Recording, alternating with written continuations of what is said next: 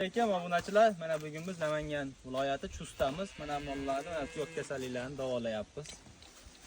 Mana bu fermada 20-30 ta buqalar bor ekan, mana tuyoqlari ochilib ketgan.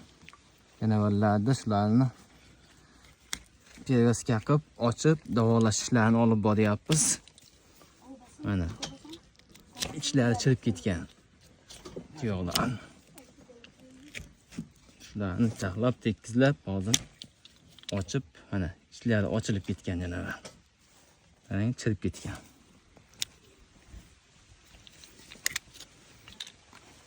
Liklarni bosib obuna bo'lib turasizlar. Sizlarga bugungi ish jarayonlarimizni ko'rsatib o'tamiz.